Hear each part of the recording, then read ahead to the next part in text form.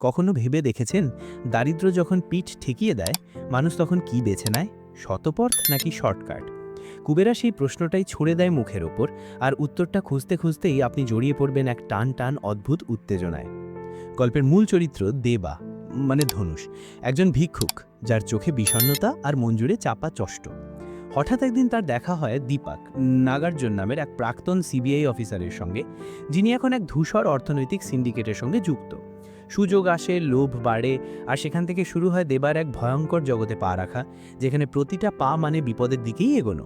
এই ছবি স্রেফ থ্রিলার না, এটা এক মানসিক যাত্রা, যেটা প্রতি মুহূর্তে আপনাকে ভাবাবে, আমি হলে কি করতাম। অভিনয়ের কথা যদি বলি, ধনুষ এই ছবিতে যেন নিজেকেই ছাড়িয়ে গেছেন। শুরুতে একজন বিধ্বস্ত ভাঙাচোরা মানুষ, আর ধীরে ধীরে হয়ে উঠেছেন এক ধূর্ত বুদ্ধিমান চরিত্র। তার চোখের ভাষা, হঠাৎ থেমে যাওয়া সংলাপ, সবই এতটাই জীবন্ত যে মনে হয় সে যেন পাশে বসে আছে। নাগার্জুন একদম চুপচাপ, অথচ দারুণ অভিনয় করেছেন। তিনি যেটুকু বলেন তার থেকেও বেশি বোঝান চুপচাপ থাকা দিয়ে। রশ্মিকা মিষ্টি হাসি আর সহজ অভিব্যক্তি দিয়ে সিনেমায় কোমল একটা ছোঁয়া এনেছেন। জিমসার খলনায়কের চরিত্রে ঠিক যেন ঠান্ডা বাতাসের মতো ভয় ধরিয়ে দেন। তার নীরব উপস্থিতিই চোখে লেগে থাকে। মিউজিক, ছবির ব্যাকগ্রাউন্ড মিউজিক এতটাই ভালোভাবে গল্পের ভেতরে মিশে আছে যে সেটা না চাইতেই আপনাকে প্রভাবিত করবে, কিন্তু কখনোই বেশি হয়ে উঠবে না। দেবীশ্রী প্রসাদ এখানে একদম পরিমিত থাকলেও অনেক কিছু বলে দিয়েছেন সুর দিয়ে। ব্যক্তিগত অনুভূতি, কুবেরা দেখা শেষ হয়েছে অনেক আগেই, কিন্তু এর অনুভূতি এখনও শেষ হয়নি। এমন ছবি যা শেষ হওয়ার পরও আপনার ভেতরে কিছু একটা চালিয়ে যাবে। আপনি ভাববেন সব ঠিক তো হলো।